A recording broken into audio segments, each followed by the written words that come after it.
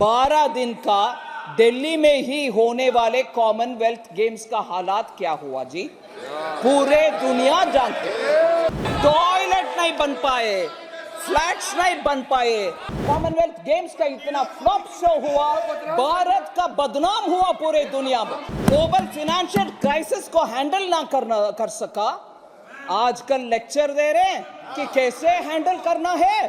देश को ऐसे गंभीर अवस्था में खड़े रख के चले गए। भगवान जाने अगर वो कंटिन्यू करते इस देश का हालत आज क्या होता।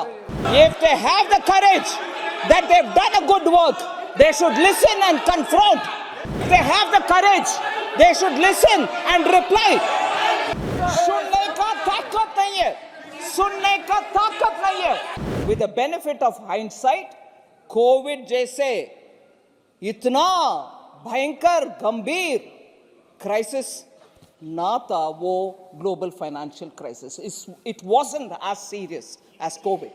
But still I would want to say, but still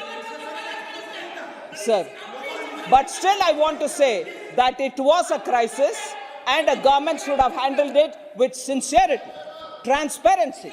They started something, they ended up in something else. I want to believe. Sir, this kind of a running commentary doesn't help anybody.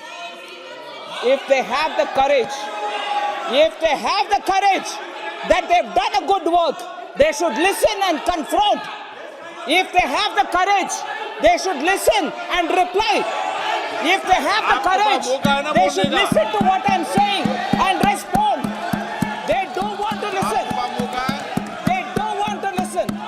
उनको सुनने में क्षमता नहीं है, सुनने का ताकत नहीं है, सुनने का ताकत नहीं है, इसीलिए ऐसे बात नहीं करने दे रहे। फिर भी मैं छोड़ूंगी नहीं, मैं बात करूंगी। सर, ग्लोबल फाइनेंशियल क्राइसिस को हैंडल ना कर सका, आजकल लेक्चर दे रहे हैं कि कैसे हैंडल करना है।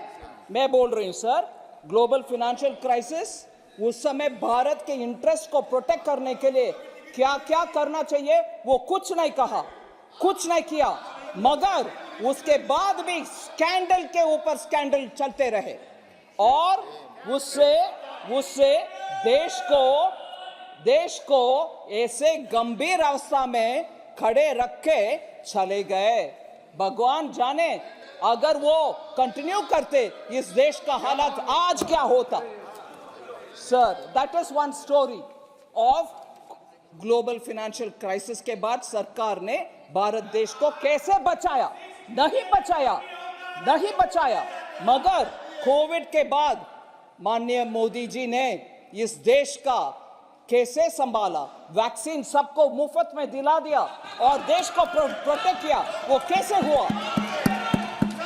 और सर, ये सीरियस डॉक्यूमेंट है सर, मैं दोबारा बोल रही हूं, मैं इसको री-एम्फेसाइज कर रही हूं, ये सीरियस डॉक्यूमेंट है, इसमें सीरियस विषय है, इसको गंभीरता से ले।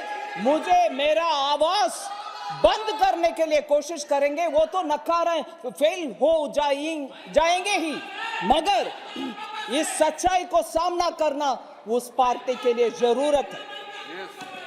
Global financial crisis versus Covid मैंने बोल दिया, डिटेल में भी बोलूंगी शाम को, मगर एक दूसरा एग्जाम्पल लीजिए।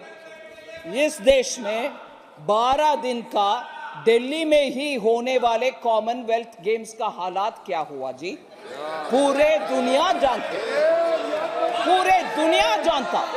पूरा दुनिया देखा। टॉयलेट नहीं बन पाए, फ्लैट्स नहीं बन पाए, गेम्स विलेज नहीं बन पाए, करोड़ों रुपया का घोटाला हुआ और उसके बाद उसका विपरीत देखिए, कॉमनवेल्थ गेम्स का इतना फ्लॉप शो हुआ, भारत का बदनाम हुआ पूरे दुनिया में। दिल्ली में ही 12 दिन का कार्यक्रम, उसमें कॉमनवेल्थ गेम्स के द्वारा पूरे देश में बदनाम हुआ, पूरे विदेश में बदनाम हुआ हमारा। मगर आज देखिए G20 60 प्लेसेस में पूरे भारत देश में किसी एक स्टेट को छोड़ा नहीं। आप भी करो भैया, आप भी होस्ट करो, आपके चीफ मिनिस्टर भी उसमें बैठ जाओ और आपके लोकल प्रोडक्ट्स का भी उन विदेशी मेहमानों को दिखाओ, आपके टूरिज्म बढ़ाओ। ये सब करके पूरे देश को साथ लेकर के G20 को इतना शानदार तरीके से चलाया मोदी जी ने। देश का सम्मान विदेश में बढ़ा है, ना कि बर्बाद हुआ। ये कंपैरिजन लीजिए ना, ये दोनों का, ये व्हाइट पेपर उसके ऊपर भी बात कर रही है।